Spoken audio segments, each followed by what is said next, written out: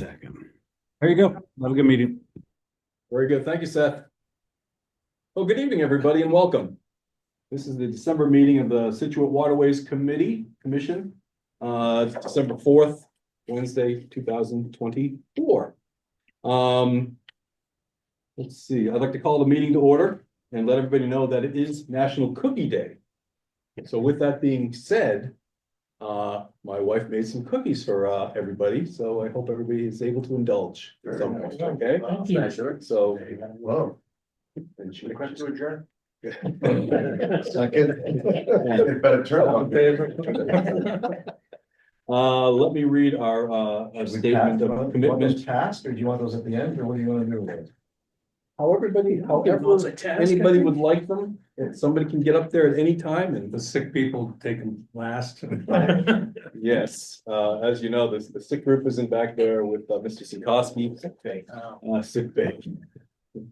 Let me read our statement, please. The Scituate Waterways Commission is committed to providing an environment of respect during our meetings. We ask all members to interact in a polite manner, even when there's a disagreement.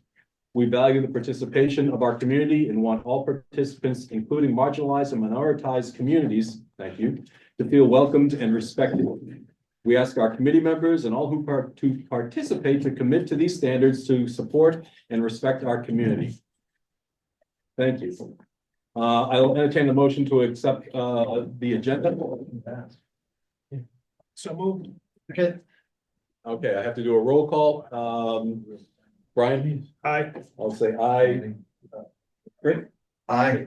Nick is a red Aye. eye. Aye. Stephen? Aye. David? Aye. TJ? Aye. Okay. Aye. And we've got Brian? Aye. Oh, sorry. Aye. So that, thank you, Brian. So that is accepted. The minutes of October we had done. However, Brian and I sort of reviewed them again, and there's some more changes, so we're going to push that off until our January meeting. Our November meeting minutes were not completed on time, so we'll get back to them. There is no correspondence that I saw. So I want to go right into the chairman's report. Thanks to everybody who was able to come out on October 9th to the Taste of Scituate Oyster event at Mulaney's. It was a really great event to showcase some wonderful work that's going on within the waters of Scituate. The oysters were unbelievable, and it was such a nice event where everybody was able to come out and really enjoy another really nice piece of the culture that is Scituate. And hopefully we'll see some more things like that happen. They are really committed to bringing more aquaculture to our waters, and hopefully we'll see some more of that. Really pleased with, like I said, the turnout, both some of the past members, some of the past select board members, as well as the current members from both committees, as well as other elected officials from the town were there. It was a really nice event, and I don't know, I just thought the oysters were great, and such a wonderful thing to be a part of. So happy that for everybody that was able to be there and be supportive of that wonderful event. Second of all, as everybody knows, we have gone and added a few new subcommittees. One's a marketing committee, one's our working group. And we've been able to meet and continue just throwing things around. And we'll talk a little bit more about those as we get going. I just wanted to thank the members for taking extra time to try to really start looking at things and try to find more ways to make our harbor accessible, but also financially viable. We're going to continue to look at options as we move forward. And as everybody knows, financially, it's such a tough economy right now. Everywhere you go, prices are just going through the roof. And that includes with all your insurances and your fuels, your oils, operating your boats, equipment, everything. So it's something that we really need to be thinking about. And tonight we're going to talk about a couple possible opportunities or options that we'd really like to get the commission's thoughts on. In terms of marketing, we've had some really great discussions, and not just with our subgroup, but also with the economic development group and some of the other members that try to help market our community. And we've come up with a couple really neat possibilities there, and we'll discuss that a little bit later on in the agenda. So I just wanted to thank everybody for getting on those committees. Last of all, I'm going to send around a Waterways Commission contact list. Just take a look at it. If there's any problems, please make any notes, updates, and then what I'll do is when this is a good document, I'll send it out to everybody. That way we know how to get in touch with each other. I just hope that will make life a little bit easier for everybody. So that's my report. How thrilling, huh? I'll turn it over to Stephen. How you doing? So status of the Cole Parkway closeout. We're just about done. We had some piles we have to move. I'm trying to get the contractor down to give me a scope, put a bid out, get a price, move those 7 piles. That'll probably be done in probably early March.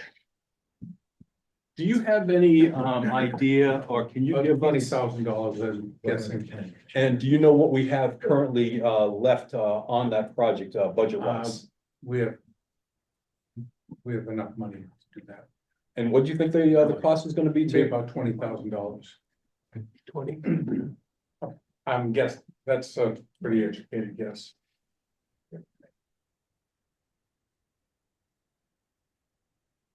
Thank you. Santa's coming to town on Saturday, 10 a.m. Coming by boat.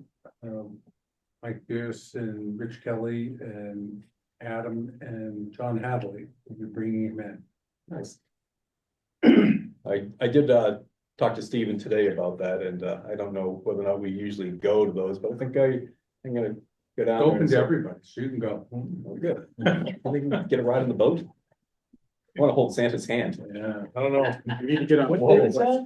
Yeah, I go to the North Pole to do that. They're gonna be on Saturday? This Saturday. We're getting cold. This Saturday, yeah, 10 a.m. 10 a.m. So nice. Update. Boat that took on water, a couple boats. Yeah, I mean, it's just a common occurrence. People, their boats, batteries go dead, they start to take on a little bit of water. We called fire, he went out, we dewatered it, they hauled it out of the water. It's a very common occurrence, especially this time of year. And there were a couple boats the last couple weeks. Yeah, it's common, just happens. People just kind of forget about them out there. But we're paying for it. Yep, we are. So we did that, and fire department went out with us as well. We called, public safety building.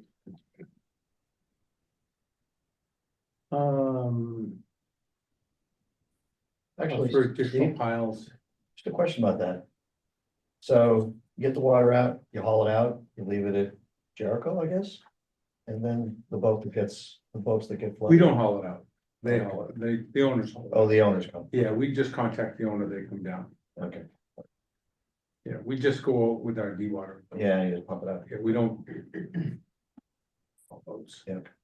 We don't have the trailers to haul them. Yeah, no, I was kind of wondering. Thanks for the clarification. The cost for the additional piling, moving the piles. Yep.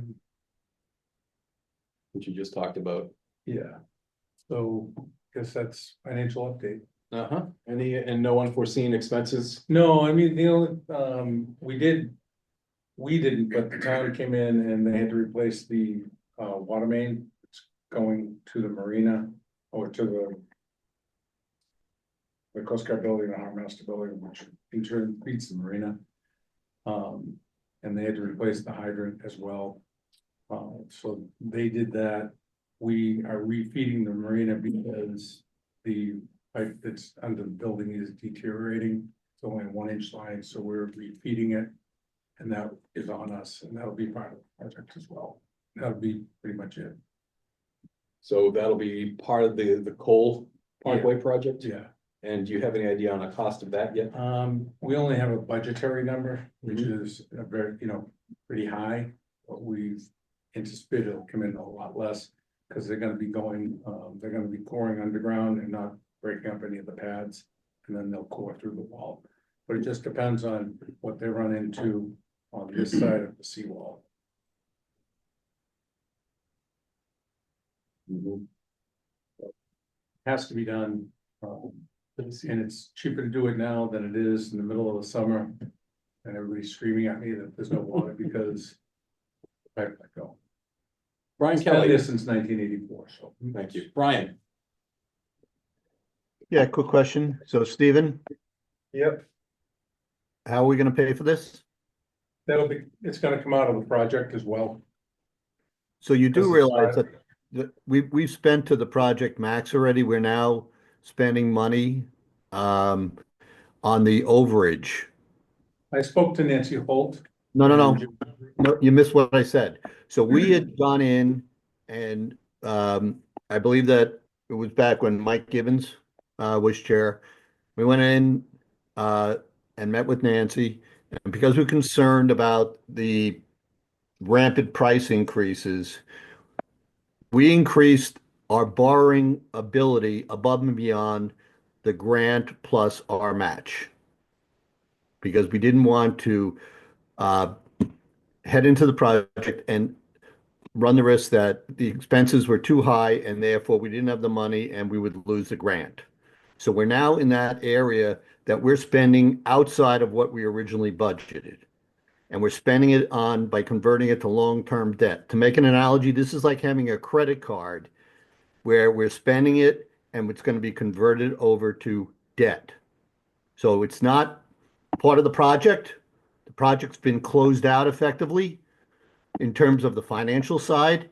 So us now spending money. I'll tell them, Brian, Not if you'd part like. of the project. not This is to not replace the unissued water debt. pipe. I can tell them not to replace the water pipe, but when it That's not what I'm fails, asking. I'm just letting people know this is not part of, this is unissued debt that we're now going to spend into. So, I did ask Nancy Holt. I don't do anything without asking Nancy Holt and Jim Boudreau. that's not what I'm saying, Stephen. I'm letting everybody know on the committee that this is not part of what we originally budgeted on the project. This is, now we're tapping into unissued debt. So it's either going to come from retained earnings, which is pretty low, or this is going to come from debt. But it's going to be new costs to us. This is not something that was originally budgeted. Nancy said that there is money in the project that we can use. Stephen, there's unissued debt. It's like having a credit card. Okay. It's not Maybe- magic. Fine. Maybe we should just seek, I mean, because clearly it needs to be replaced. Yeah. Maybe we should just seek some clarification from Nancy. Because maybe there are some things that came in under budget, or maybe there's some things that came in over budget or what, but just to see. First of all, I don't know how much money it is, because it might be a small amount. They gave us they said it will not exceed this, and it'll probably come in much less than that. and what is that, this? $40,000. Thank you. So maybe we could just ask Nancy. Where is it coming from in terms of the project? Just to get some clarification here, because it needs to be done. And Brian's right, we also just need to keep an eye on the money, so we are aware of the downstream, financial implications. Yeah, I tend to agree with that because we're also including the piles as well. And I think you said that was another 20 grand. So Yeah, the piles, we've known about. we I need mean, I to, can leave the piles in place too, but No, no one's saying we that. lose slips and everything else. yeah, we'll need to check in with Nancy. Thank you, Brian. Brian, you good with that? Yeah, I'm not saying that we shouldn't do this, and I'm certainly not arguing that way at all. I'm just saying this is going to be increased cost, whether we talk to Nancy or not. This is going to be increased debt service or money out of our retained earnings. It's not, we don't have a magic bucket of money sitting somewhere that we can pull this from. It's coming from one of two places, new debt service or retained earnings. I just want people to be aware of that as an FYI. That's all. Yeah, no, that's great. And what we can do is just at least seek clarification as to which of those two. Or if there's some third alternative that no one's aware of, which I highly doubt. But, we can get an answer to that question. And just so everybody's aware, what's feeding the marina today is a 1-inch copper pipe that runs under the building. And it's been there for over 40 years. I don't think anybody's disputing the fact that the pipe should probably be upgraded. I think it's just a question to make sure we know where we're gonna get our money and We're We're already- upgrading it to 2-inch and it's gonna be plastic, same type of thing that they feed any of the new buildings. It's not plastic like Schedule 40, it's the water tech plastic, Yeah, yeah. the rollout. Thanks for reminding us that 1984 was 40 years ago. Thought you'd like Only 40 years? 41 then, 1983. And this will actually give the marina users more water on the docks. Because if you have a 1-inch pipe and you turn it on here, here, and here, all of a sudden there's no pressure, there's no volume. Just that would assume you have water to put in the pipe. well, at least they'll have the fresh water lines coming in from Right. from the street, so. The only other thing is whoever the engineering company is, they need to make sure that they document where the pipes are coming and going so that depending on what happens with the new building, they'll have those plans and they'll be able to add those new pipes into those plans. Yeah, the water department's actually out there and they've been mapping everything out with these new pipes, because pipe that came from Front Street, to shut it off, you'd have to shut off our building, or if there was a pipe failure, which I guess it was leaking down at one of the T's. You had to shut off all of Front Street, so they had to go in and shut it down one day. Turn over put in these valves, and then when they were doing that, they found out how deteriorated all those pipes were. And that's why they've done all of Cole Parkway out to my office, and then from the movie theater down to Coffee Corner, it's all getting replaced. Along with new fire hydrants. The old fire hydrants are being removed. Thank you. Any other comments or questions for Stephen? Brad? Brad White, 149 Old Main, Marshfield Hills. Steve, just a question on the boats that took on water. Was there any fuel seepage or leakage? No, it's just. Just kind of tilting a little bit, Yeah. nothing big. Okay, all right, good. Yeah, I asked them about that. It's that happens all the time, I guess, after big rains and the guys throw their boats in and just forget them, or their bilges aren't working and they go out Winter there time, and do it all batteries the time. aren't as great as they are in the summertime. That's good. You're keeping an eye out. Thank you. Okay. Thank you, Stephen. Brian, what do you got? I assume you mean me, right? Not Brian Cronin. I apologize for that. Nope, I'm sorry. I should have been more clear. Brian's enjoying his cookie over here. Lucky Brian. So, Scituate Boat Works, we've exchanged numbers. And Brian over at Scituate Boat Works is just validating our last set of numbers. I expect that end of this week or early next week, we should come to an agreement on some monies owed in arrears. And then at that point, we can then move to a quarterly billing. So the good news is that we will receive a one-time bump on that revenue because of the fact that there was a misstatement on a payment or misallocated amount on a payment about a year ago. So good news is that our revenue should be higher than budgeted for that project. Other than that, I really have nothing else on Scituate Boat Works or any other financial information. I'm not sure, Dave, if you're touching on the capital planning committee. The next step. I do know that there is a meeting tomorrow night, I think that's advisory, right? Advisory. advisory meeting. So, we'll be paying attention to that. I believe that is just for Stephen's budget, correct, Stephen? That's correct. Right. And So, we already have capital planning. right, we so should that's, be in that, good shape. so that should go right through, without a problem.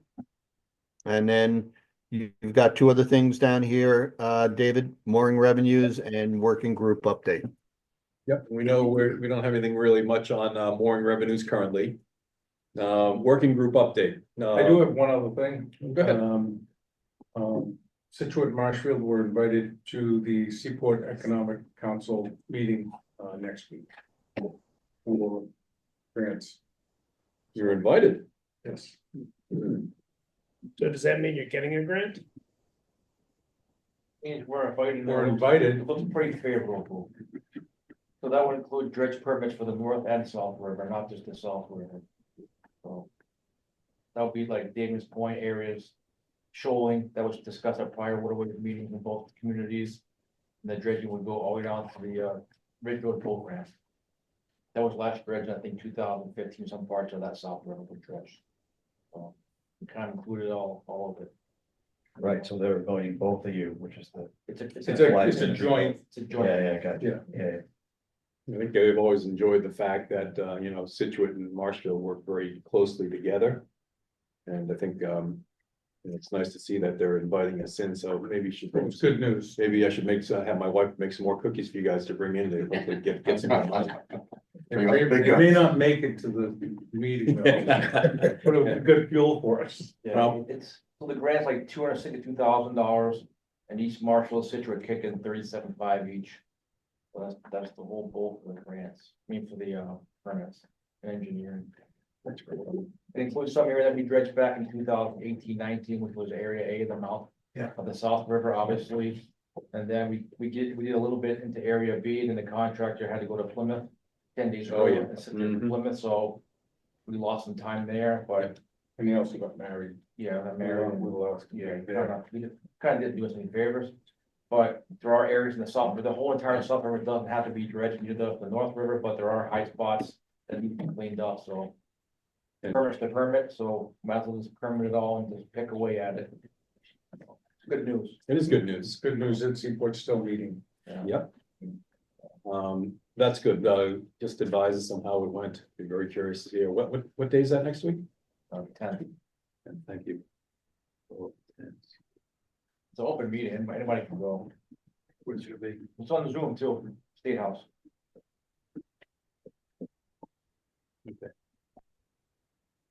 Excellent. That's good stuff. Keep on moving forward here, 7:30 hockey game. Sorry. Working group update. So one of the things that we've been trying to figure out is ways to generate more revenue. So we've been putting our heads together and came up with some ideas. Mike Pierce has been very, very helpful. One of the things that we looked at pretty heavily and got into quite a bit of a discussion about was creating an off-season program for docking at Cole Parkway Marina. As everybody knows, especially being on the water, that it seems that the seasons have sort of taken a shift a little bit, to the end of the year. And back in the day, you would start seeing some snow events happen, cold, and Give some hands up. I have a hand up. I'm sorry. Two of them. Two hands up. Two hands up. Susan, You gotta unmute her maybe? I'm sorry I was going fast and didn't see you. Go ahead, Susan. How are you? Was first. Brian was first. I'll let you go. Hey. He's already talked though, so. Oh, he has. Okay. All right. I just want to I came a little late, but I do want to just say one thing on the last item, with the dredging. I do want to be, while that's good news, I do want to be realistic that Marshfield is an MBTA community, and they have a vote on that on their bylaw in the next couple of weeks. So I think it's in 2 weeks, or not this week, but the following week. And while we can be optimistic, I think we have to be realistic. If that does not pass, that we are probably not going to get that money.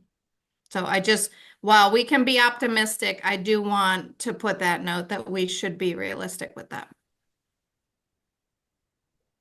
And keep apprised of their vote, which I think is, Mike, you might, what is the date, Mike? November 16th. 16th. Thank you. Thanks, Susan. Brian, I'm sorry, ladies before gentlemen, sorry. No, that's quite all right. And I appreciate Brian Cronin's support in this matter as well. So if it was a little difficult to hear, I just want to circle back on what Harbor Master, Shellfish Constable, and extraordinary seaport person Mike DeMeo was relaying. Did I hear the total cost of the project was 1.5 and 375 for each community? Are those the numbers I heard? 75, I think it's 32.5, 37,500 each community. Yeah. We're sharing 20% of the match. Right. So, and the total project Both was. communities already have, we both have that put away already. We have Yeah, our match. Yeah, I'm looking at Nancy's numbers right now, and her number is higher, and she's showing beginning payments in 27. So I'm just trying to understand the Scituate share would be about the Scituate share would be about 375,000, correct? That was actual dredging. This is the permits. Oh shit! Right. Okay. You're getting ahead of yourself. Stick with us, Brian. Make it look good. We're not spending the money that fast. Okay. All righty. Never mind. Thank you. He's under the weather. Yeah. Brian's feeling a little funky tonight, but don't hold that against him. That's right. So I'm sorry I didn't see you guys. Luckily, Brian gave me the heads up, so thank you. But getting back to our thoughts on trying to extend our seasons. You notice that there's opportunity for us to try to. A lot of people want to be out, I think, a little bit later in the seasons. TPG, they're generally open until the middle of November. They keep their fueling going until Thanksgiving, and they start back up again in early April. So there's fueling. I checked in with Stephen and Mike about how many, what additional costs would be taken, and he says the two guys they are there for most of the week. They're at 40 hours during the week, and then there's not much going up on the weekends. But they could always bring in some of the assistant harbor masters. We ran some numbers, and simple math, it could work out to be about $15 a day or $105 a week. Like you said, a couple. We looked at a pre-season of a month ahead, April 15th to July to May 15th. That gives a lot of the boat people putting their boats in, gives those companies a little bit more flexibility and not running around with their hair on fire. People that want to get out and get their boats in a little bit earlier, gives them a chance to get out, get set up. It gives us the opportunity to raise money, approximately $8,400 a season. If we had a month in the fall, it would give us an additional about 10 grand for both seasons. It's a start, but it's at least it's something that maybe can be beneficial, generate a little bit of revenue. But it can also be well good for our patrons to give them the opportunity to have a little bit of a longer season. So that's one thing that we were thinking about. The other thing we were looking at is the possibility of bringing in some type of a company, like a Brad company, a Fran company, a Captain John's, to be able to bring in some type of a company that can take people out and whale watching, some type of a 60-70 foot boat, give them the opportunity to go out and promote a little bit and have some opportunities for people to get out and see the ocean, see what's happening. So we're looking at possibilities of something like that. The other thing we're looking at doing, we also need to look at really looking at our fees. we are charging $110 a foot, where the TPG is charging 300.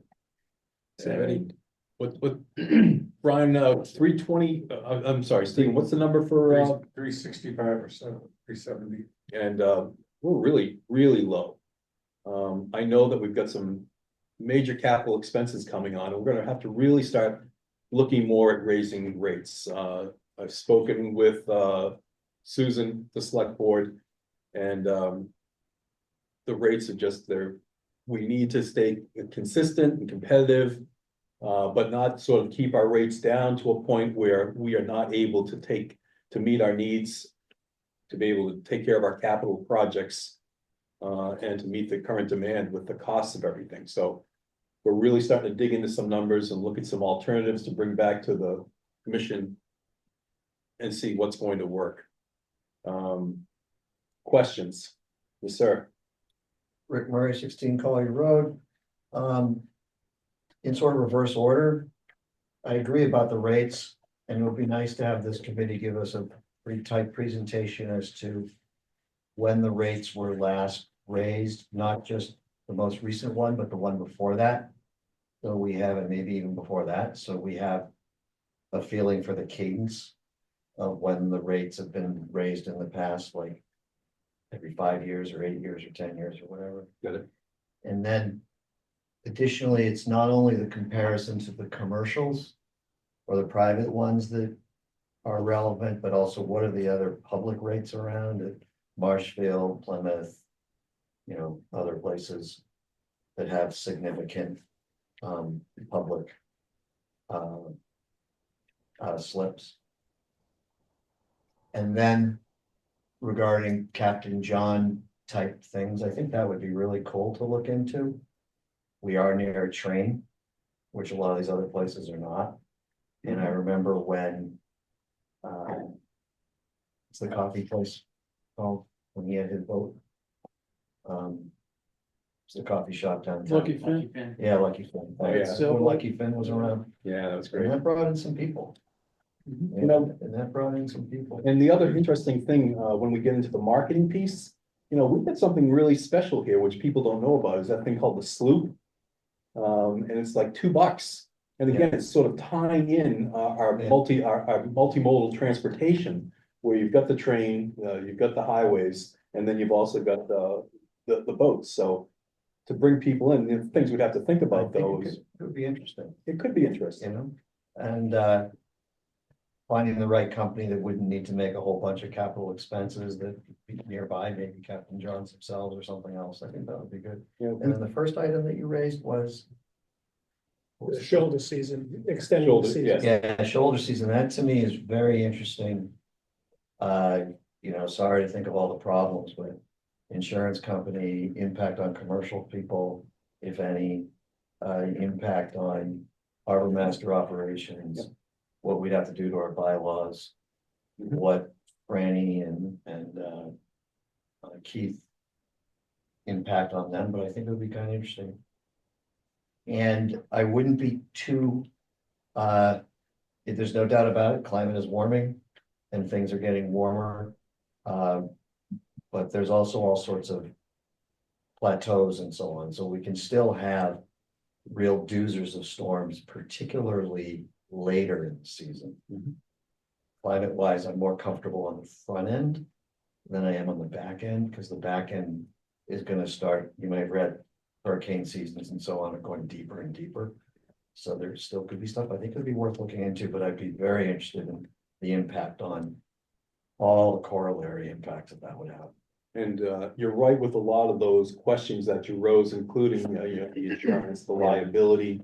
Yeah, it's again, it's Bylaws, bylaws, even contracts yeah, that we have. boatyard. Mhm.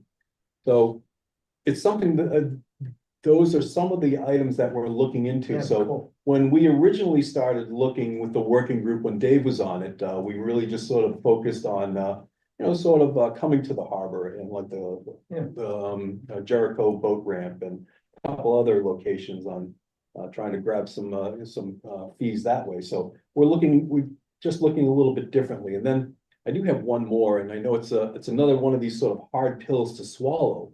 But it's something that we're seeing more and more in marinas around the area, and that is currently we bill from the bow to the stern. And a lot of the companies are now doing, and Stephen, what do they call it? LOA? Yeah, so it's the full length of the boat, including bow pulpits and with engines up. So where you've got a 20-foot boat, and then you've got a bow. Mike Pearson suggested that. Yep, so we're just, again, we need to be looking at all these options, especially if other municipalities and marinas are doing things. We just want to turn over every rock so that we can bring it to this board to make an informed decision, so that we can then send it to our recommendations to the select board. So that's another thing that we're looking into, and we hope to have more numbers, but that was our first real heavy meeting, so just wanted to give everybody that. Does anybody have any questions so far? Go ahead, Mike. Two things to add. So I'm all for adding the early season, late season, like December 1st, tuna fish opens. Green Harbor is like boats everywhere, boats in Taylor Marina, all the commercial boats go in there all winter. They pay like $1,000 for the winter. Green Harbor Marina, same thing. So as far as the insurance, your boat's insured year round, so I don't see what the problem is with liability insurance. But I mean, the marina shouldn't be sitting there vacant, not making any money. The second thing is, I'm not sure if the marinas are even charging for electric. So the private marinas charge for 30 amp service, 50 amp service, $300, $500. So, Now it's mean, getting up to like 700 and yeah, 1,000. but I mean, if you're just gonna charge the marinas all these extra per foot fees, Mhm. you gotta remember, you have all the boats on moorings that get very limited services, so you're kind of isolating those people. As far as charging for pulpits on boats, I think it's a money grab. Boats on gill brackets and things like that, absolutely, the engine up on a 20-foot center console, I think it's a money grab. But boats that have the gill bracket, extended brackets and swim platforms, yes, that is included in the length overall, but you get into the engines up, I mean, come on, man, it's like, what's next? I don't think it's a good look for that, but, I mean, typically you wanna charge the service to the people that are using the service, which electric, water, et cetera, whatever it is, but you also have to be favorable to the boats on moorings, the commercial guys and the sailboaters that get very limited services besides some pump out services, side water services, things like that, but, you know, cause the moorings, what, $8, Steve, for the moorings? Yeah. $8 Yeah. and a foot and then $125 waterways. Because the towns always have the argument of the harbor gets everything, and the rivers get nothing, and we've done quite a bit to get the rivers off the snuff, like the dredging and things like that, we get that all the time, and it takes time. Yeah. You know, rivers are pretty dynamic, but they're pretty resourceful. New aids navigation. down Yeah, there. it's like, I spent $50,000 years ago on AIDS navigation. So, I mean, those are things we should be looking at, but I think the numbers as far as winterizing, on the boats and slips, I think you'll get more money than 8,000 a year. And 8,000 be not worth the hassle, personally. Well, that's good, and that's why we threw these things out with the committee, just to get them out here, so with this really talented group of people.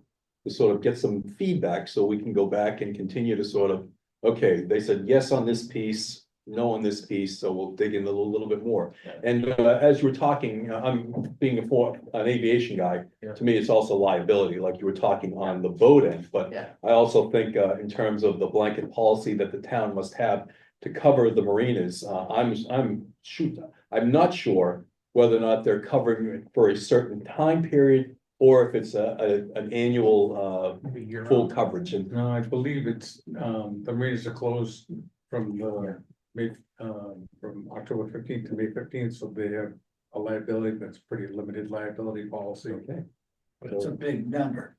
The insurance policy we have to, Is huge. is Yeah. absolutely huge. oh yeah, So the minute you start to deviate, it's not the liability portion, it's. That's for $8,000, not gonna cover, right? Right, Right. which, you know, one thing that brings up, it might be time for us to re-shop that insurance. They do every year, Michelle Yep. and Town Hall. send it and out. even like They ask in the me for what airport, we're insuring. there was a lot of things, I mean, the various pieces of the blanket would have specific requirements that they would have to go through every year. Mhm. So, Brian, I'm sorry, you've had your hand up for a while. Not a problem. I think I'm over my Brian word. Kelly. Thank you. I think I'm over my word count anyway, so I'll be as brief as I can. So, number one, on the insurance, when we moved from the state, we were forced to move from the state policy over to private. I'm fairly certain there was some time constraints on it. For example, May 15th to October 15th. So I would strongly suggest we reach out to Michelle and ask her if we extend that to whatever, pick a date, May 1st and November 1st, or some of the dates that we asked that. Secondly, I'm not sure if Stephen would have any additional personnel costs, which we should add into that to figure that out. If there's an uptick in insurance costs and an uptick in personnel, what's the revenue and are we spending money to make money, so to speak? But I think it's a great idea. And then just quickly touching 2 points that Rick brought up. So for the 2022 season, I did a study of the surrounding public marinas, which there were 6. I'm sure there's more, but Scituate, Wellfleet, Winthrop, Bourne, New Bedford, Town of Barnstable, and Falmouth. Our rates were in the bottom third per foot charges. Now, there's certain things you have to take into consideration. For example, some of these marinas are open an extra month, New Bedford. Some of these marinas have other amenities that we don't have. So it needs to be balanced, but we were sitting, I would say, midpoint to low for the 22 season. And that's it. That's what I have. Oh, I'm sorry. The last thing is Rick had asked about the rate increase in 20.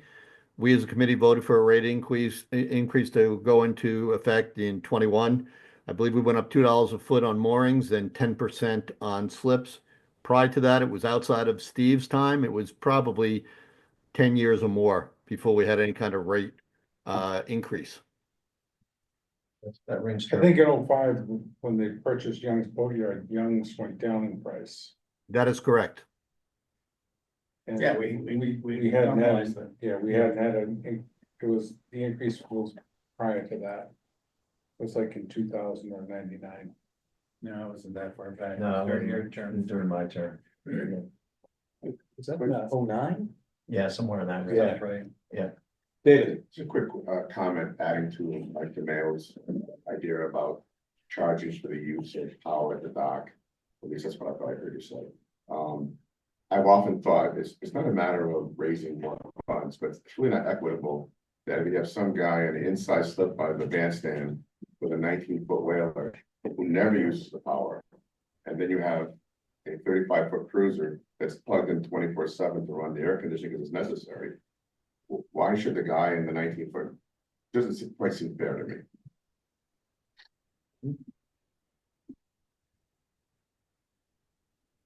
and again, that's why we're having these discussions. We need this input so that we can make a good informed decision. So that's excellent. Thank you. I tend to agree with that, being a whaler guy myself. Not speaking down on you whaler guys. The other area that we might want to look at is potentially raising transient fees for slips, because we're probably the lowest of anything around right now. Not only do you pay for the transient fee, but you do pay for electrical charge on a flat rate at most of the marinas that I know. Which we do. We charge for electricity, Substantial amount or just $10? I mean, $10 a night.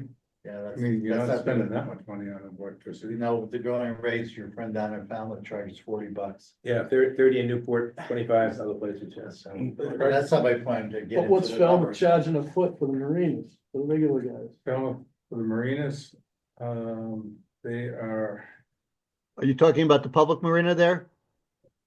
In Yeah. Falmouth? It was 161 a resident, 184 non-resident, and 22. That's for the season, I'm sorry. so 167 and 190 at Falmouth. Okay. Tom, right? And the town marinas And so what's McDougal's charging? substantially more than that. And you have to spend $10,000 a year in their Yard. yard. Do that easily. At McDougal's, you can buy a soda for $10,000. 5,000 out. Yeah, I'm just thinking, you need to look at the neighborhood, the marinas in Falmouth, what they're getting. Next door is 360. They're probably in that same range. You don't think they're higher? Huh? I don't think McDougal's is any higher. Greg Frazier told me today. Holy stuff, though. but you have to You spend get the $10,000. data, we'll make a record. So we Power will charge continue. is 500 for the season, 1,100 for 50 amps.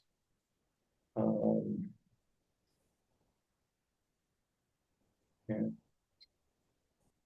let's look at slippery it is. In the summer, July is $4 and August is $3.50. This is for the town marina transient. Yeah. Yeah. And in June, it's $2.50, and in May, it's $2. And in October, it's $1 a foot or something like that. Yeah. After the 15th. After Labor Day. Because somebody- Yes, sir. Yeah, one more thing. I think while you're gathering this data, think about, for example, I'm not saying that we will, but if we do raise rates, how we're gonna market that and communicate that. So gather data that will help us make the case to the public as to why we do it, like if we end up doing it. For example, How you know, and why? having readily at hand, hey, we're raising our rates up to whatever. This still compares favorably to the following towns, which average at whatever. So keep gathering that data. Yep. Thinking ahead to how you're gonna push it out if we go that route. Understand, and that is very important. That can go into our marketing side as well. Yeah. Brad, I'm sorry, go ahead. Yeah, no problem. Well, here's some, Brad White, Old Main Street, Marshfield. Here's some, shoulder season fun facts. I've been a shoulder season guy for about 15 years. And, this most recent year has been, cataclysmic in the management at TPG Marinas. Because they've turned 2 to 3 different managers, so they haven't been operating. So TPG, which is formerly Daubers, used to be, out of the water by October 15th by noon. And then back in, by, I think it was May 1st.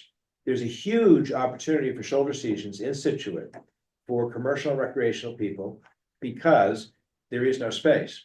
So TPG will play ball. They started the idea with me resurrecting last year's rate at $17 a foot per week. I said, no, that's not gonna work. And it came down to the $3.50 per foot per week, which is reasonable. And they're happy with that. So they don't have a management structure in place yet, but they've lost all the main fishing boats on Dauber's dock because they fled for the hills because the rate went to $370 a foot, which you're now paying $14,000 to $18,000 a year, summer, for a recreational boat. So when you look at the shoulder season, it's really welcome for a lot of people because they have to scram to get their boats out. Now, the way the insurance works, my experience has been for both commercial and recreational, is the insurance will cover you with no additional charges, no additional endorsements. If you're out of the water by November 15th and back in the water no sooner than April 15th. So April 15th to November 15th is a live season. If you want to spend for an endorsement, which could be $200 to $500, then you could be insured during those winter months.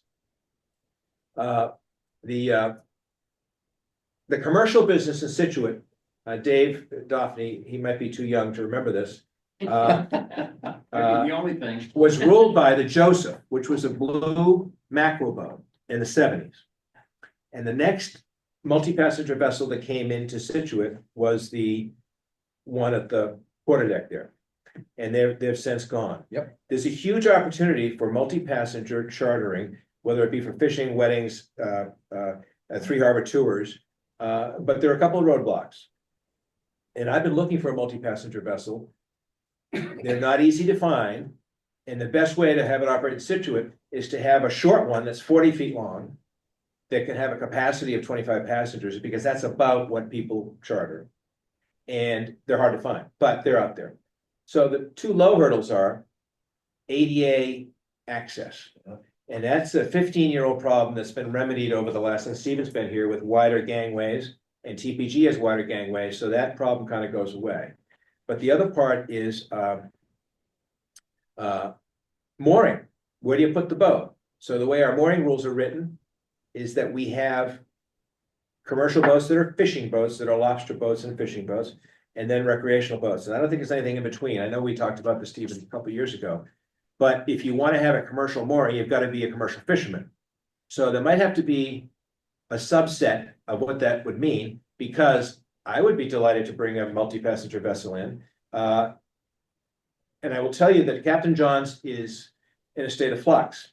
Captain John's is no longer, they still have the name, but it's called Plymouth Sea Tours, owned by Joe Huckemeyer and Hyannis, who's got a great operation in Hyannis, and he merged and purchased all of the equipment, the boat, the fuel, the parking, everything. So he's got a bigger operation. I don't know if they have the equipment to come up here, because their boats are 75 to 125 feet. Now, the last person with experience in multi-passenger vessels in Scituate that had any traction is Dave Glancy, because he was attempting to start a mini whale watch operation, but his headwinds were docking and embarking and disembarking at the town pier, because it's not really set up for that. Mhm. You know, there aren't any gangways to allow that, but he could be a good authority on asking questions about that.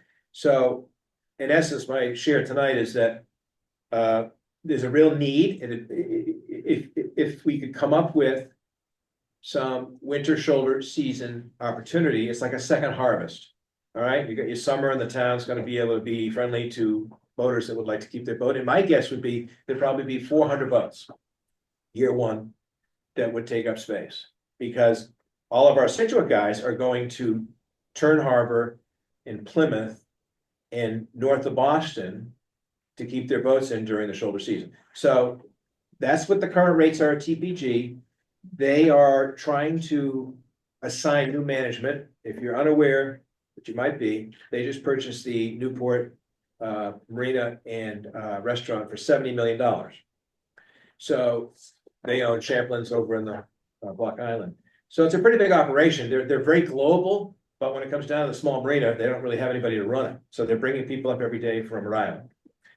Their sell fuel, I think, Dave, you can attest year round. Sorry, what was that? Is TPG selling fuel, Millward selling fuel year round? No, They stopped? Yeah. Yeah, because my last fill up was like end of, just before Thanksgiving. Yeah, I was told that they stopped right around Thanksgiving, around that weekend. It's because of demand, it's not because they can't get the fuel, their pumps work and everything else, they Sure. shut the water down. Mhm. But if they had demand, they could, provide the supply. So they're willing to grow. I'm not a spokesperson for them, but I talk with them enough to know what their DNA wants to be. And we know there's a commercial need. We know the access is not such a big issue, but storage and mooring opportunities are tight. And that's about it. There That's what I was could- somebody that was trying to do a whale watch. You remember that boat back in the 90s here? What was that? The Captain Mac or something? Yeah. Captain Mac. Yeah, that was a shit. famous captain in the room, you should drive that thing. That was it. Was that Clancy? I don't know who it was. Guy named Mike DeMeo. 96, 97, 98, it was an 80 passenger, 65 with double decker, we used to do. 6-hour car trip in the morning, come around and do a 4-hour watch in the afternoon. And it was tied up at the mill wharf at the very end, and it was not fun pulling in there in the southwest wind. But we did it. Wow. Does it blow southwest off? I couldn't do it anymore, I don't have the nerve anymore, but. Oh, come on. I double dog day. Yeah. There was no pilings back then, all the docks were on chains and. Yeah, they were all Yeah. there. Yeah. Oh, Yeah. boy. Was it busy, Michael? Yeah. There was an adult baby sitting on the boat, but yeah, it was busy. Yeah, it was very busy. So, That's why you yeah, could take more than one cod, though. Yeah, you could actually catch something, Yeah. back in the day, yeah. but it was a very good business, and it brought a lot of people to Scituate. Yeah. Well, and that's the idea, and I'm really happy that you mentioned the training. I didn't think about that. And that's yet another way to be able to utilize what's happening, and also marketing outside of just the South Shore for people looking for something to do. Brad, great stuff, thank you. You bet. Anybody else have any thoughts or comments? I know we've run a little bit on this, but I think it's important that we spend the time. Dave? Sure, Dave Doherty, 356 Clap Road. And I'm just thinking through this hearing at the first time.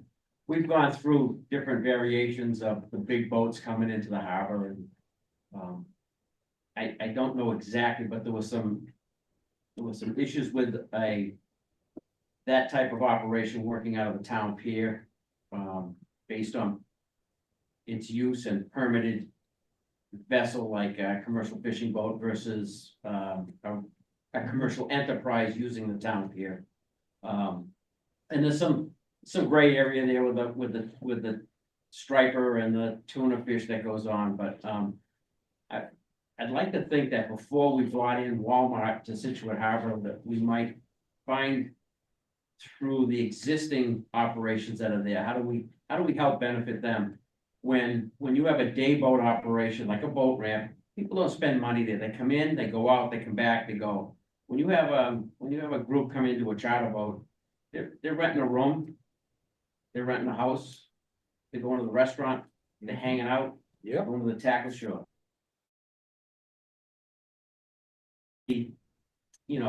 Again, just hearing it tonight, I'd like to see somehow through our town, through our beautiful port, how can we help benefit what already is here and expose that to the outside world? And let me sort of jump in to help you with that question, because when we start getting into the marketing, I am proposing a harbor user meeting.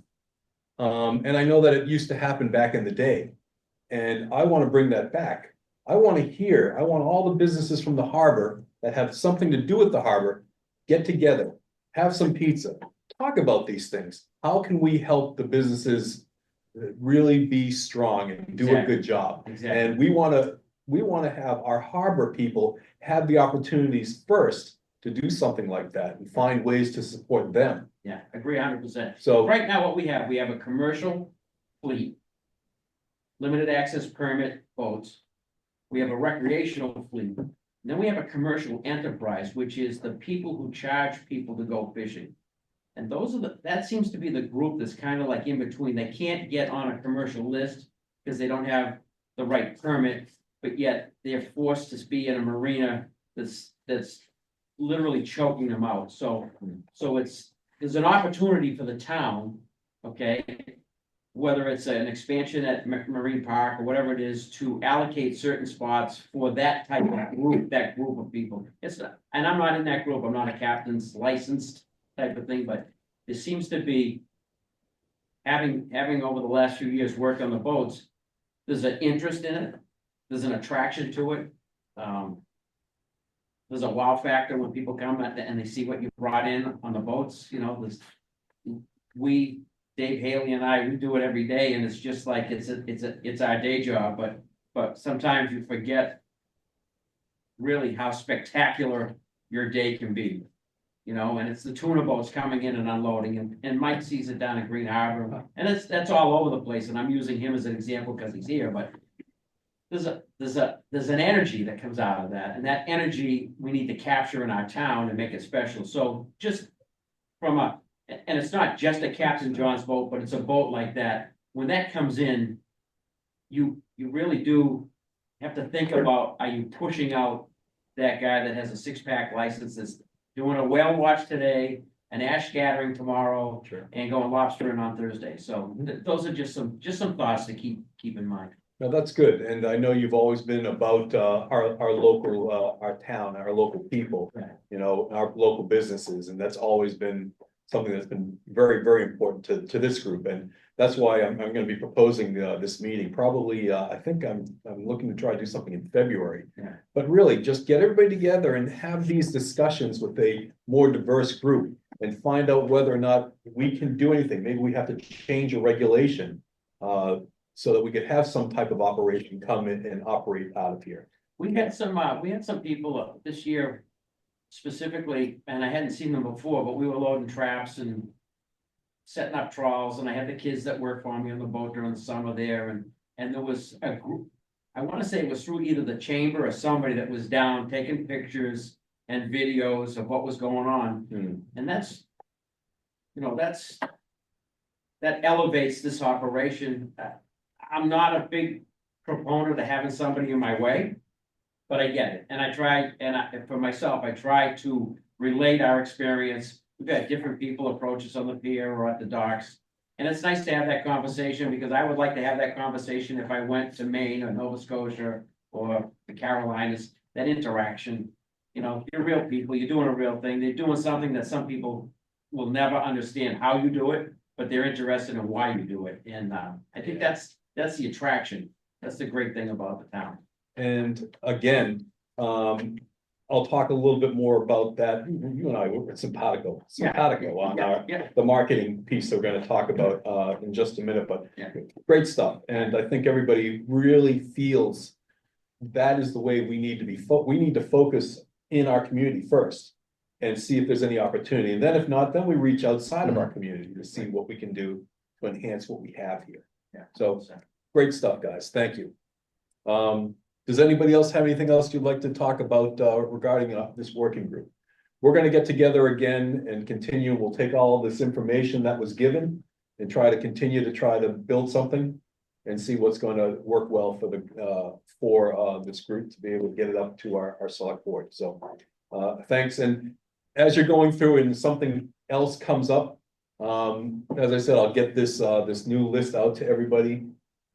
Just get us the information. If something else comes up that you're thinking about, just put it out there. I don't care if it's something that's totally insane. That I do my best thinking. My wife looks at me going, "Oh, that's pretty nutty," but at least I'm putting something out there, just trying to always You gotta think have the about it. conversation. You have to have the conversation, and sometimes that's lacking in any aspect of the town. If you agree to disagree, have the conversation, throw it out there, think about it, make it work. And with this group here, I think you've got a pretty dynamic group that wants to hear about what's happening. We're gonna listen and we're not gonna be saying, "No, that's stupid." It's not gonna happen here. We want to hear about the thoughts and the ideas and collaborate and make our harbor something. It's special now. We want to continue to really enhance what we have here. So thank you. And I'm serious about it. I'm not one of these guys that's likes to blow smoke up people's, what's. I know that, yeah. So that's pretty good. Thank you. Next item on the agenda is our feasibility study. Rick and Steve. Yes, so before I turn it over to Steve, as I reported last month, we interviewed the several firms that rose to the top, made a recommendation to the select board. And Steve can talk about the conversations that the TA has had with others in negotiating with a particular company, but we're moving now into a different mode, which is the first mode, which is I just did a couple meetings where we chose the company.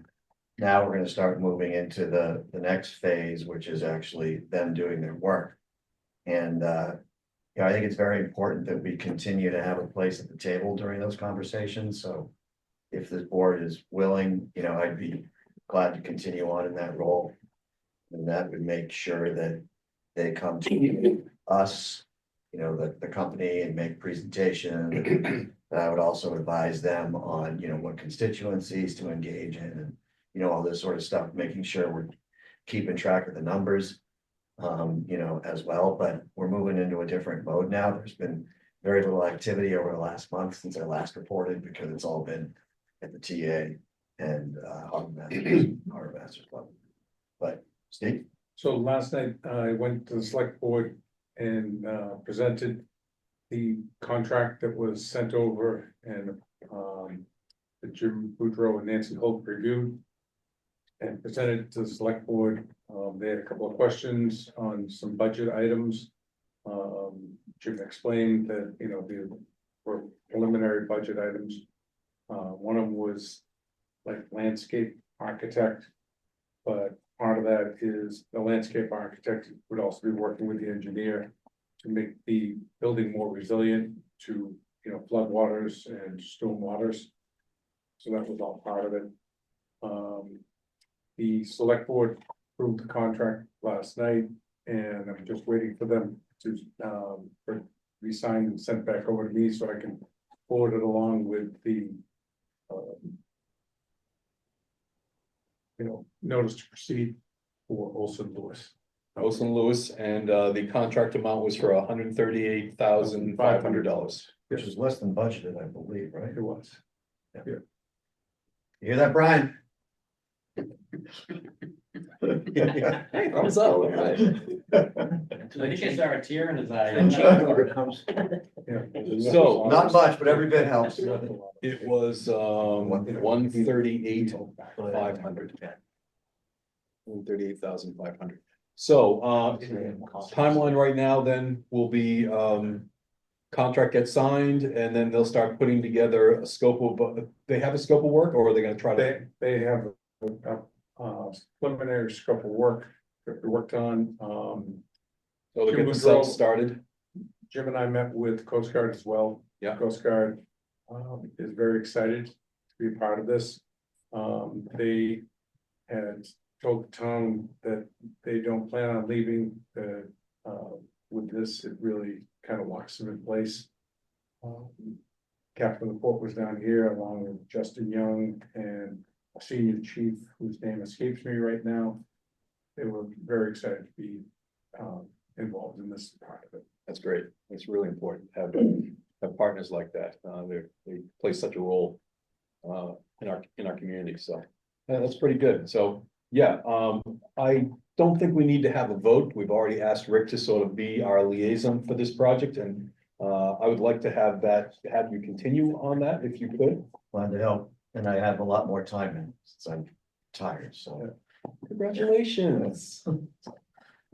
Certainly willing to do it. I do urge people to go down, if you haven't in a while, go down and look at Plymouth's Harbor Master Building, because the same firm Beautiful. did that And Newburyport. and Newbury. Newburyport's nice. And they're very scaled. They fit right in.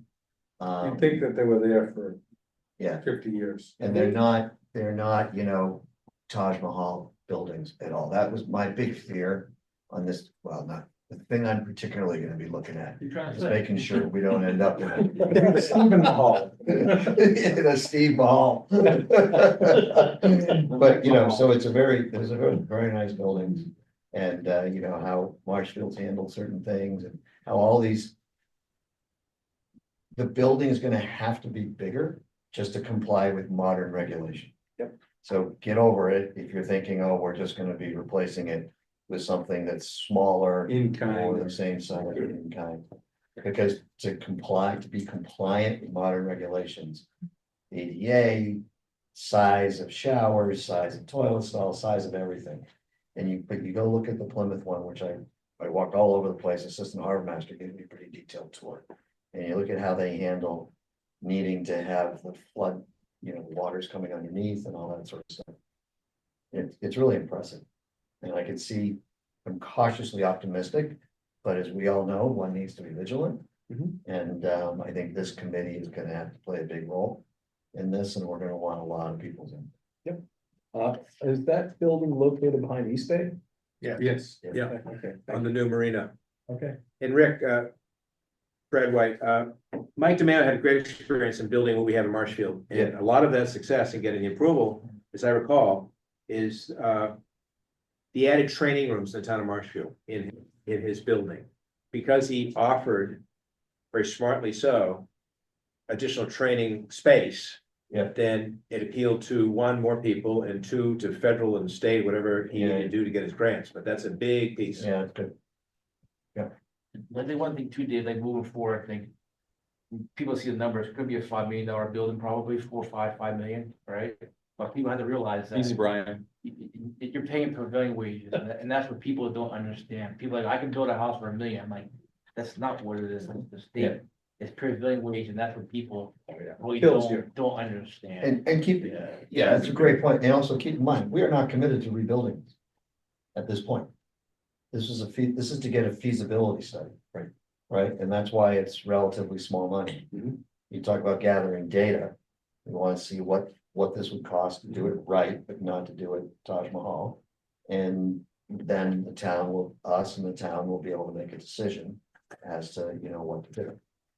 So this is not a commitment. This is kind of like, like dredging. Putting your toe in the water. Exactly. Dipping your toe in the water, you're finding out what the permit cost is to do it. Yeah. And you come up with what it's gonna be.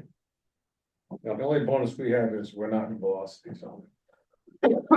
Yeah, That's a big difference. sheer luck. What about a wind zone? Does a wind zone count? That's a velocity So zone. it is? Yeah, but Really, you're not in it? and the other thing is, if you actually go down and take a look at it, the current building is up on a little bit of a, it's artificial, but it's on a little bit of a knoll, a little bit of a hump. You walk up those steps. Yeah, you can see the water. You don't even really think about it, but you actually go up 3 or 4, 2 steps at first and another 3 steps, you're getting up there. Even then, just to be compliant with existing regs, it's gonna have, the bottom of the first floor is gonna have to be 7 feet, 7 or 8 feet they higher said? than the current. At least, Yeah, and each year it goes. yeah, those each numbers year are it going goes up- down. Goes up another foot. So it's gonna be different. But again, go look at some of these other things around. You can see it can be done really well. Well, good, thank you. Great. Thank you. Thanks, Stephen.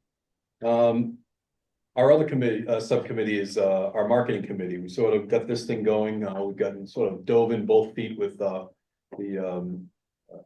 the economic development group, and, they've got a bunch of dynamic people, watching out for various aspects all around, around Scituate. And, I find it a little bit, somewhat between us, a little crazy. Everybody, there's a bunch of different groups there. They've all got their little pieces of the pie. It's too bad that they can't make a super group and really just sort of develop the entire town.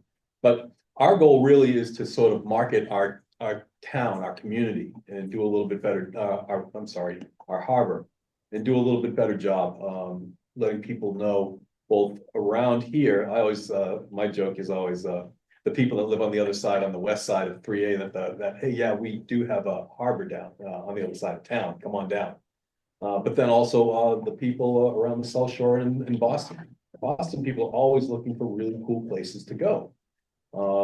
And boaters, and Howie is a great example of somebody that just loves to get on his boat and go cruise up and down the coast and go into cool places. And, he likes to find a place that's comfortable for him and his wife and his boat, where they've got the amenities, they've got the ability to be able to walk around, good restaurants, cool things to see, and just a nice, comfortable place with friendly people. And we have a lot of that here now. We just need to find ways of promoting that. And I know that over the years, we've done a great job. I know Fran's worked his tail off, trying to let people know about that. So what we're looking at, we've come up with some cool ideas, is trying to find ways through various websites and marketing promotions. And supposedly the town has hired a marketing girl that's going to be doing a lot of social media. So, like Dave Doffney was saying, when we're pulling in sometimes some 700-pound tuna, getting it out there, people love to see stuff like that. Anything that's positive, they like to see it. It's always great when you are meeting people for the first time that have moved into our community.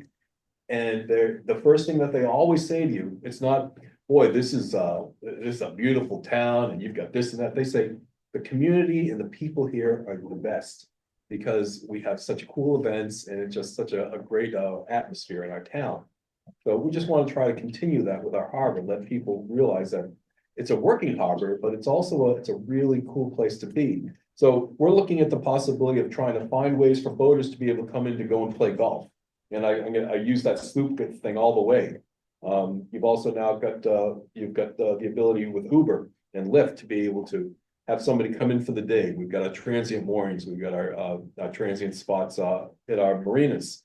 They can take the sloop over there, $2. We can work out a deal with the golf probably with Widow's Walk and even the restaurant over there, and maybe work some type of a deal and have a nice event for them. Other things, Scituate, and I've finally started getting out and visiting some of our really neat historic sites, and there's a lot of really cool things that have happened in the past 200 years in our town.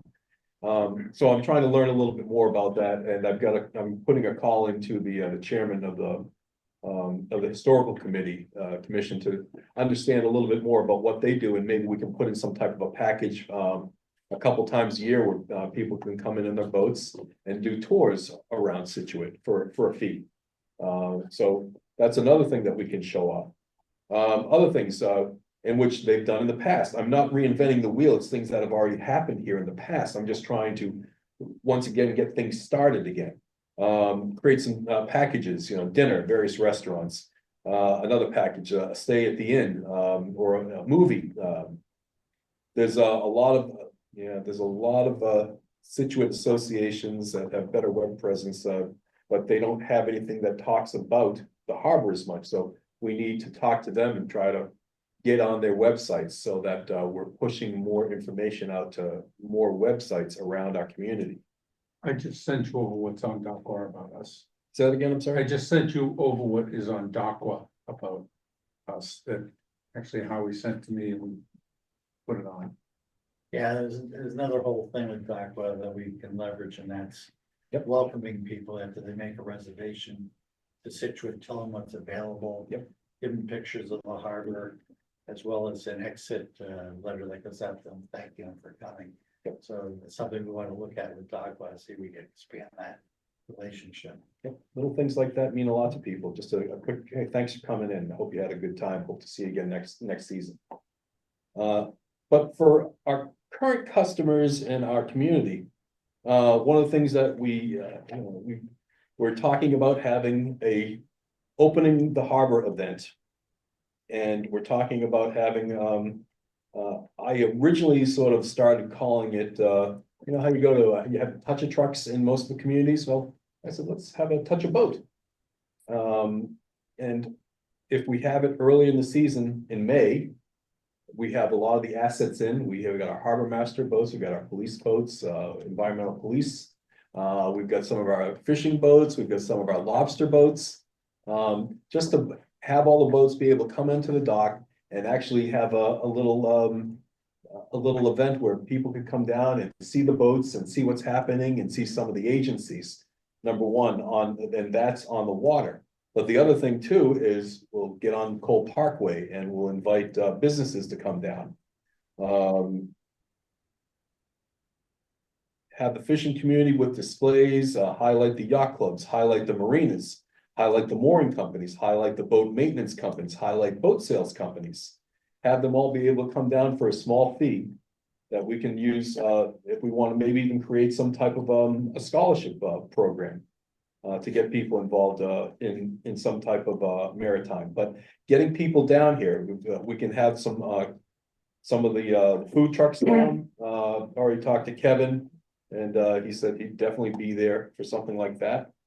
But the other piece of it is making it a little bit of a safety day as well, and it's something that Mike and I had some great success in Marshfield, and just sort of showing people what's actually going on and trying to keep us safe and secure. And we've got the harbor master's office, police and fire, coast guard, environmental police, it's the dive team. And the other thing that I've already reached out with the fire department is, what do you do with your flares after they have expired? You don't know, you just sort of have them tucked away. Well, people don't realize that, but the Scituate Fire Department is one of the few fire departments on the South Shore that retain the expired flares. So we'll have that day set up as well. So it's a lot of education. The other thing, I think Brad might have mentioned it earlier, is the Coast Guard Auxiliary. They do a lot of different types of training and have them come down. They can do boat inspections to sort of have people be able that want to understand. We can set up a day at some point where they can come down and take a look at their boats to make sure that the boats are satisfied and they're meeting all the requirements. So I went down to the town hall and got some more information. So it's something that we're trying to continue to pull together, and I hope to have a better report and maybe a vote in January on whether or not it's something that we can pull off. We don't want to have this big, huge thing. We want to keep it nice and small, just to sort of feel it out and just sort of get something started, but bring some people down. And everybody knows how it is in this community. When you have some type of an event, everybody comes. So those are a couple crazy things that we're working on in terms of our marketing. One addition crazy thing. Hingham has good success with their parking lot boat show every fall. And with what we have available at the Jericho Road and around by the Pier 44, that would be a good venue for something like that. But I like to think big, and two very successful local companies that have marketed to the masses are Captain John and Levitate. with 2 billboards on Route 3 South, $25,000 a month. And I bought about 13 years ago, just before Stevens started, and the program went away because he changed it, which I understand. But visit Scituate.com, and that was more of a chamber of commerce target. So all the restaurants and companies in Scituate could participate for like $25 a month, and it would pay for that site. And then Stephen changed that to be more harbor mastery, you know, with all the stuff that he needs to have. And you can't really have both, I don't think, efficiently. So that's available to bring people, to point them. And, you know, if there was some type of a billboard, you've got a whale, you've got kid fishing, you've got dad playing golf, and you've got mom walking the beach. And it's like what Apple does. They don't say anything in their ad. And it could be a big billboard, visit Scituate, and it has to be budgeted for because it costs money. And you can ask the new social media person to go shop that a little bit, because those companies are hungry for selling advertising. Because not everybody's doing this. A lot of people are driving. The people that are driving are the ones that are making money in Boston, coming back out, and will spend that money. So that's kind of a theory on a bigger bang, you know, a champagne taste on a beer budget. Right up my alley. Other thoughts? See nothing on that side. Everybody good? Okay, we'll continue. Does everybody like the idea of having a couple different types of an event? Oh, yeah, I think it's wonderful. You know, it's just one of those things where the only way that we're going to find, to let people sort of see what's going on is bring them to us and show them what we have to offer. So that's, we're continuing to work on some of those bits and pieces, and we'll have more information for next month. We're going to item 9, old business, right to fish. Mike? So a bit quick, it's been a little long. Sorry. So, even at the last Shellfish Advisory Committee as well, so we talked about the right to fish, right to farm. We thought the town did have a right to farm bylaw, they do not. It actually started back in 2020. I had a meeting notes from January 16, 2020. It went to town meeting that year, which was on the football field. It was a gentleman wanted to have grow pears and make a right to farm community. And it didn't pass the town meeting that year, of April town meeting. So having said that, the right to farm fish came up at this meeting and shellfish meetings as well. The town does have a bylaw, general bylaw. It's section 30912, fair access to fish, fowl, and navigate. So that is already on the books already. Go one step further. If you look at the Department of Agriculture of Massachusetts, they have a model right to farm bylaw.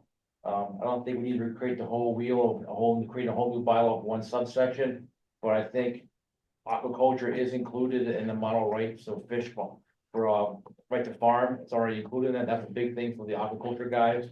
It comes under a home run amendment, obviously, but I can share this. It's right on the website of the aquacultural.org, Massachusetts. It's free, filled out pretty easy, insert Scituate, and we're off and running. The thing that we have to talk about, which Dave brought up numerous times, is the right to farm, protecting the commercial fishing guys' rights. Dave mentioned the town pier and those kind of things. Those things should be sacred to those guys, and those things should not go away, because that's how they make their living.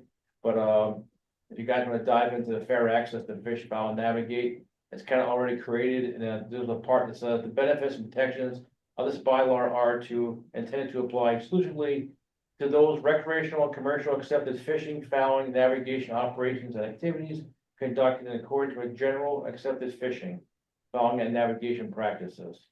So it also says, moreover, nothing in this bylaw shall be deemed as acquiring any interest in land, as imposing any land use regulations, which is properly the subject of state statute regulation and or local zoning laws.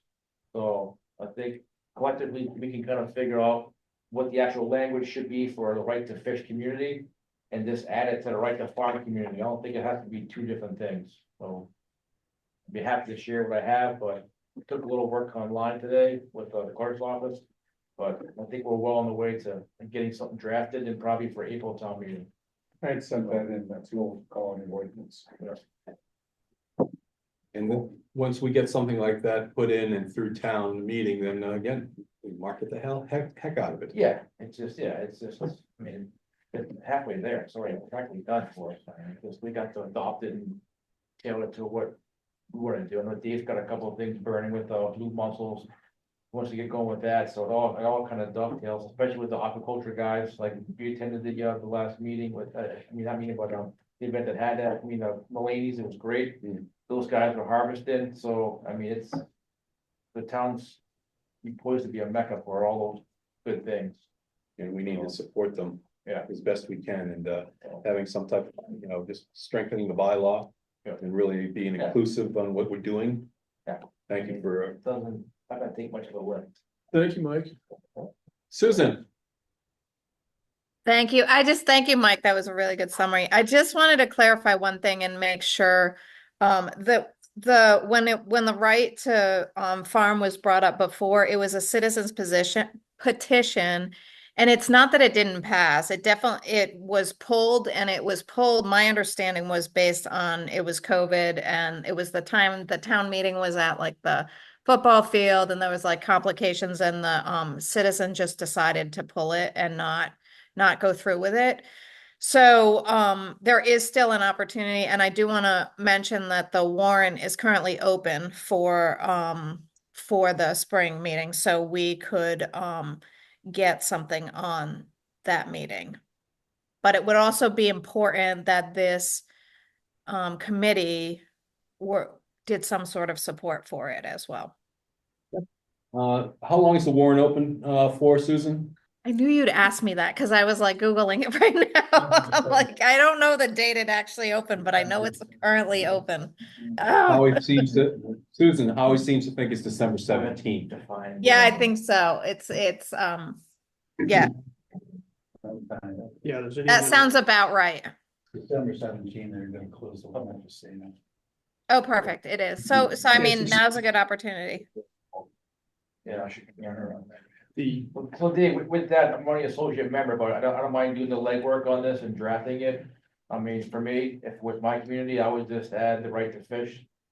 Along with the right to farm kind of template into there. It could even be a subsection under the current general bylaw section 30912, it could be a 30912A, whatever, 30912F for farming or fishing, whatever, it could be anything. So we have to send it just to town council. Yeah. Yeah. But I'm glad to pass this around, this is the template, right to farm bylaw on the agricultural website. So if we are going to recommend something like this to the selectmen, do we have to go out and have a vote of this committee to be able to push that to the select board? Because That would be appropriate. because is it something that we can sort of make a motion now? So that we can keep this thing moving, that we get it put into the bylaw, into the warrant before December 17th. And if that is in fact the case, would anybody be interested in making that motion? I have a question first. How do you vote on something before we read it and have it? It's true. Well, We could do Support the idea of it. we could either support the idea or have a Zoom meeting before. You know, and get it out to everybody, so. Yeah, you could just send it out to individuals. And not as a group, it's not a meeting. 17th, so that is a Tuesday, so it's I mean, it's gonna have to go to town council. Let me try anyway. this. hold on. Try this. I move that the Waterways Commission continue to pursue appropriate modification of town bylaws and regulations regarding the right to fish and support efforts to get such modification on the upcoming town meeting warrant, assuming approval from town council, board of selectmen, and waterways commission as part of the process. We have a second Second. discussion. There you go, Dave. While we've got something up in the air right now that needs to go to the select board. Mike, that thing we talked about with the state about the upwellers. Is that something too that needs to go before the selectmen, before the state will look at it? That has nothing to do with the bylaw, but we are meeting with the select board in, January 21st, I believe. Okay. To update them on the aquaculture process and how they've been doing up there. Nothing really to do with the bylaw. And I think with the bylaw, I don't think it has to be drafted by the 17th. But we at least should have like a placeholder Right. that they know it's coming. Right. I mean, I don't wanna make a bylaw change in like 9 days. I mean. No, that's what I mean. That's why I said like Yeah. take steps Yeah. and all that sort of stuff. Yeah. Yeah. You bring up a good point. What's the real urgency for spring? I mean, this could be done in the fall, but It could, I mean, if I approach it tomorrow, we can do it today, but I mean, I'm all for doing it and facilitating it, but, you know, I mean, I think it's. You know, Again, for me, it just gives, it gives a little bit more clarity, I think, to, who we are. And supporting, the various elements, of our commercial, operation in our harbor. And going into a new season with a new bylaw that supports these efforts. And if we market it as we should, I think it'll bring a lot of goodwill towards a lot of the users in the community. Yeah, I just made the motion to keep momentum going and try to put enough caveats in there that we're not voting on anything we haven't seen yet. Yeah. But to enable Susan and Dave and others to tell the board we'd like to have this as a placeholder, you know, on there. But, you know, kind of a sense of a commission type motion, that's all. Any other comments? Dave? Dave Doffey, 356 Flat Road, just as a caveat to this. During our fight, quote unquote, to keep our shellfish beds open and multiple emails through state and federal agencies. One of the things I was able to make a point with our past commissioner, Ron Amadon, was access to the ocean and what we do is very unique to where we are. Doesn't happen in Rockland, doesn't happen in Hanover, doesn't happen in Abington. Oh, Rockland, they got the North River. Well, they got the plant, sewer plant, but I don't think we count that as aquaculture. Maybe it does, maybe it will, I don't know. But one of the things that really drove home the point to him, who personally I become a friend of, and he was an upland hunter and a Western Mass guy, and I said, how much clamming do you do out there, you know? It was like none. I said, how would you like it if we stopped pheasant hunting? You know? And it was able to actually make it personal and bring the point home. So this whole idea has been going, it's been kicked around for a long time as far as just stating who we are and what we do and the protections there are. If you go back hundreds of years, the whole harbor was commercial. There was no recreation. And we're down to just a few spots that we have access to, and we don't want to lose that. You know, that's one of the things that, and it's important. And I think with your marketing and everything going on, this could be a huge flashing sign to what you have going forward to say, this is who we are. And not only do we do it, but we love that it's done here and we understand it. So I think that's the momentum that I'd like to keep going. Well said. Any other comments?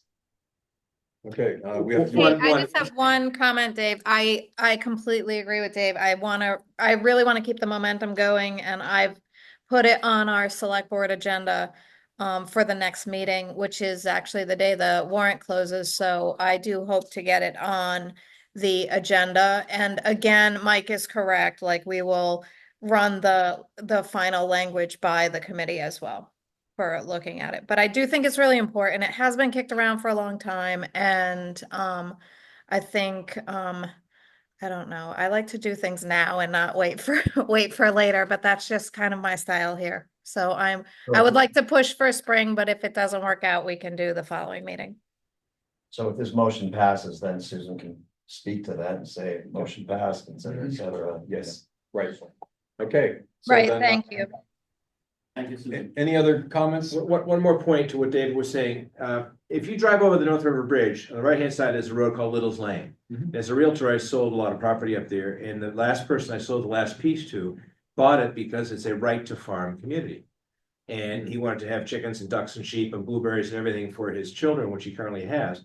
But most importantly, he got a number of bank incentives, buy equipment, buy infrastructure to support the right to farm. So if you take a look at Little's Lane, there's one sign that says a right to farm community, Mm. and it's blank heading to Scituate, and it's right to farm heading to Marshfield. So if it's a right to farm, fish and fowl, or however you word that, it's pretty interesting, the doors it opens for entrepreneurs in the fishing industry and the farming industry. So a lot of people don't know about that. That's so we could provide some grants for small businesses. That's great. All kinds of stuff, yeah, opens many doors. That's And awesome. and mortgages.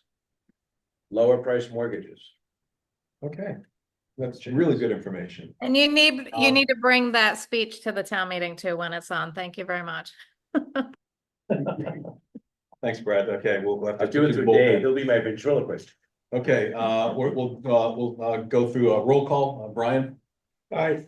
Dave, me, I, Rick, Rick, I. David, Howie, Howie, Stephen. What? Yes. Thank you, Dave, Aye. TJ. Aye. Passes unanimously. Thank you, Brian everybody. Kelly. Oh, I'm sorry, Brian. Brian, thumbs up. Passes unanimously. Thank you, Michael. Thanks for the efforts you're putting into this. I think it's a really good thing for our community. It's a part of our identity moving forward, you know? I hope someone caught the language of the motion, because I can't repeat that. Oh, we got. Hopefully. Oh, yeah, I got it. All right, good. I remember the debate. Yeah. Dave's more will be more than the town pier. Well, let's try to finish this up because we've had a good long meeting, but it's I can tell you from liaison reports, Howie, Shark, we checked in with Paul. Not much is happening with them. Yeah, they're running the same roadblocks we are with the permitting for the dredging in the harbor. It's just a delay from the other authorities before they can move forward. Yep. But I think they're targeting in February, hoping to get some answers. Yep. What year? Yeah, Uh, so next he hasn't, February. Paul hasn't had a meeting in a while. Actually, the last time he actually spoke about it, I think was on, God, was it? September to the board. September to the board? Yeah. Just to give them a heads up on where he stood. Economic Development Commission, no, I was not at an Iron Maiden concert. But I was at another meeting, I reached out to Gina and we had given them an update on our subcommittee that we put together and some of the goals that we're looking for. I was also contacted today by one of the EDC gals and she's asked me to come and speak a little bit more about some of our plans and marketing that we want to do for some of the civic groups at the high school. So next Tuesday, I'll go to the high school and talk to the kids about civic opportunities that they could possibly get involved with and a little bit more about the harbor. So that'll be good. Dave, anything on shellfish? Nothing new with it, not since the last meeting, we already, let's see, you have something to add. But that's got a couple quick things, so the Mike. 2025 permits are on sale at Town Hall. So you won't get number 1 or 2, but you might get number 3. So do it. We're up to 7. Yeah, that's not bad. 007? That's not bad. November 24th, we did a Shellfish Expo. Dave was there. Thank Dave for being there helping out. Showing people how to dig steamers and quahogs. I think everybody went home with some catch. Some people did a little better than others, but for the most part, there was plenty of catch to be had there. It was a tough day because there was like a plus low tide and there's some puddles. So some people got a little wet, but their South River's doing good and North River's doing equally as well. So we'll continue on that. Question. Good PR. Yep. Did anybody get any pictures? Yes. Could you send them to me, please? Thank you. Yeah. Mark it. We do that. There'll be no background, it'll just be the actual activity. Yeah, right. And all the pictures are facing the water, not the house Yeah, behind us. exactly, yeah, So, yeah, Yeah. but unless they're staged, of course. Yeah. but no, the rivers are doing well for steamers and quahogs. Great. I think Brian was down there, he did okay, I think everybody learned a little bit of techniques, you know what I mean, it's different, you know what I mean, everything has a little niche to it, you know? Sorry. And also publicly thank Brad White for donating $500 to the town of Scituate and $500 to the town of Marshfield for this year's relay. Thank you, And Brad. then, Yeah, absolutely. next year we'll do another 200 bushels of hard shells into the rivers. So, Nice. That's a it's great going well. program. As far as aquaculture side, like I said, they're starting to harvest now, and start selling their catch up there in Briggs Harbor, so that's just gonna pick up more traction in the future, so.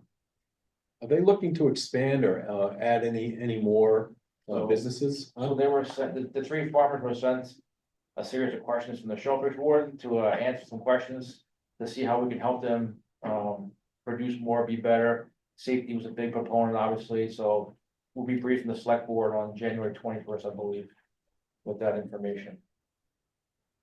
That's where we're at. Great, thank you. Just for Cole Parkway redevelopment, they haven't met, checking with Mike. New business, any new business? Yeah, just add a quick comment, maybe it's new business. About 3 years ago, I floated the idea, didn't get any traction, so I want to try one more time, because I don't give up easily. So, most of us with gray hair, our kids took voting safety at Gates. They stayed after school and there was a class. It doesn't exist anymore. I'm not suggesting that we should pay or own this process, but we should be an advocate for it. And maybe we could work together to come up with some discussion of how we make it more accessible, and or we communicate better to the town what resources are available. Just leave it at that. I know that, I did a safe boating course this summer with the environmental police up at Public Safety Building. It was very well attended. We were packed with people from Scituate. I have one more class I have to put on, and then I can put them on. That's good. So something has improved since 3 years. That's wonderful. So maybe we do more of that, or so a bunch of young kids came to it, I hope, and that's what. Yeah. Good. Yep, I even had an older fisherman there. Nice. Mr. Chairman, I could just add too that I know there's actually grant money through the state. I know Champ, Mark Brennan's organization, MEP, like MEP also has money to fund that. We have one at the station. It didn't cost town anything. They came in with instructors. I think they charge a Yeah, book, that was like what I do. a book fee Yeah. for like the, I don't even think we did that. yeah. How do we get, just quickly, how do we get the word out to the public? It's on the environmental police website, all the locations of all the different classes that are going on. You just go to the environmental police website and click on voting safety, and it'll tell you where the classes are and when they are. And we can sort of get that information and give it to the social media people and push it out. I'm not sure we're marketing it correctly, if that's the right word. Well, there's another way to do it, David. Yeah. There's a thing called fishing partnerships. It's free, paid for by the state. They do the whole thing. They do first aid, they do man overboard training, they do cold water training, they do drill instructor training, and they do it in Plymouth, New Bedford, Marshfield, and all over the place. So that is something that I can give you the address and name to if you'd like. No, I'm looking for how we get it to the parents. Like The children. Gates parents, and maybe they're told in May that on August 1st at the safety building, we're gonna offer this. Yeah, So well, these I are, wanna get the word out. those are the trainers I'm talking about. Yeah. So, if I can speak, Brad. So Dave, you talk about like all that stuff is Steve teaches them, the police were teaching them a couple years ago. I do 2 courses every year. But I will say, it's very hard to schedule those courses because you got kids in sports and then christenings happen and all those things. And we do our April, May, summertime, it's completely too busy. So in the springtime, I emailed this day, I said, we're gonna do 2 Marshall free boating safety courses, April, May, here's the dates, here's the times, here's the location. They posted on the MEP website.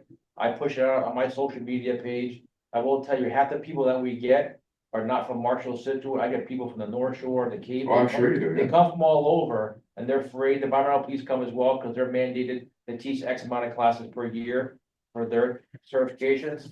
And the state does get all the federal grant money for boating safety, but the towns get nothing of that. But we teach it anyway, it's a 12-hour class, 10, 12-hour class is what it is.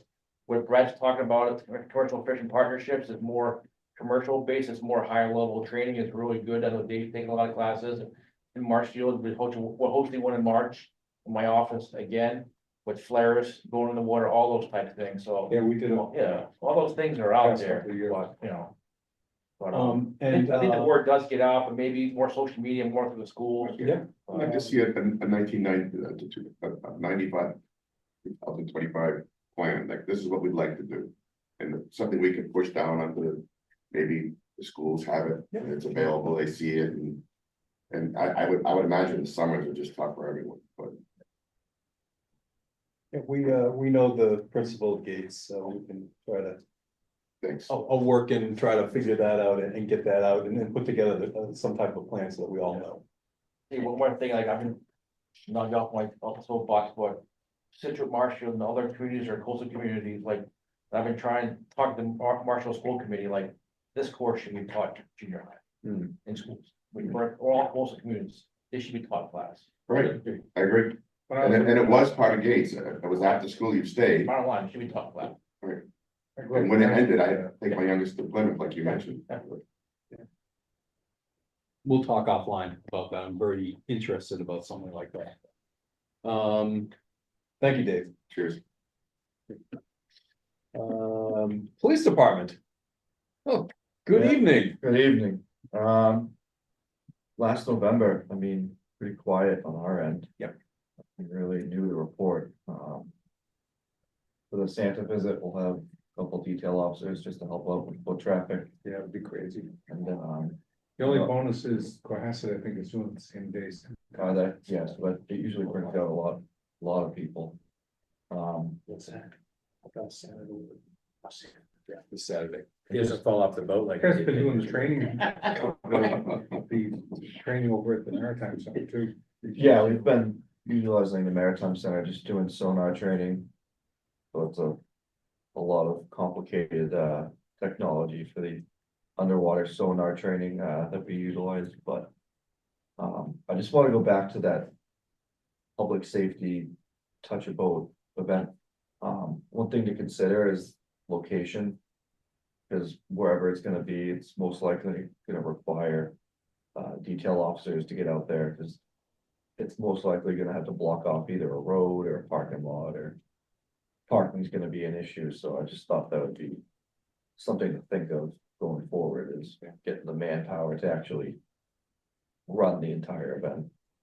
Yep, I spoke with Town Hall today and they've got a special website that they run everything through. It goes to all the various departments in town, including police, and you know, you sort of put in the what you're trying to accomplish, and then they sort of will put the comments back on what they feel is going to be needed on their end to sort of help make that happen. So that's great. Thank you. But especially, you know, people trying to understand what you're doing, especially with some of that sonar, really cool stuff. Yeah, definitely. I mean, we have an abundance of resources that we could bring out too. So just for any questions going forward, I mean, we have more than just the boats too, so. Yeah. We have trucks, we have whatever it is, so. Airplanes? Yeah, Sorry. if only.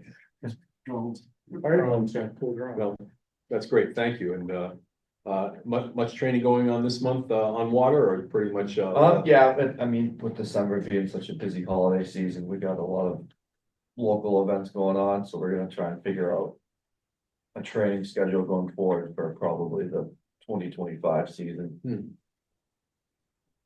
Great. Well, we're very appreciative to have you here and sitting in these long meetings. So thank you. Yes. Dave, anything going on in your neck of the woods? No, just chasing February 1st, pushing it until we gotta get everything out of the water. That's about it. I haven't talked to Kevin. Kevin went fishing the other day for the first time in a couple of weeks. I know the fish prices have been terrible, and they've been under the gun for that codfish deal, so. But he did go fishing the other day, so hopefully something's happened there, that business is a little bit better. Everybody was eating turkey last week, not codfish, so. See what that. Good things got better. Oh, I had some oysters, lobsters and. That's what I had for Thanksgiving. Yeah, that's good. Hopefully things will continue and be prosperous for you guys. Yeah, clock is ticking. Participants Q and A. Sure, I just wanna thank Harbor Master Moon for, attention to the pier. And the lights being fixed and the time change, you don't think about the lights not working until. So they It's don't, bad enough I can't understand the buyer when I sell my lobsters, but when I can't see what he's doing on the check, it's even worse. Oh, I went to the Thank you for- town's new electrician in August for that, so. Yeah, no, Got thank you done for 2 that, weeks and I know ago. you were working on the other, the third winch situation, so, just, always good to have that stuff working, especially when you need it. That's good. Thank you. Any other thoughts, comments, suggestions? Sitting here, my phone just pinged. I think it's because I'm in Scituate. It said. Touch here for the top 20 fish restaurants in Scituate. From Yelp. So I just pinged on it and they've got them all there from Hull to Marshfield. Coincidental to what we're talking about tonight. Yeah. Big problems to watch. Yeah. What's that? And I will add one other thing, if I can, Scituate Rod and Gun Club is having their annual game feed on January 25th, 2025. Myself and my 2 brothers, along with our spouses and kids, run the Dauphiny Fisheries Seafood Tent, which is always a big hit.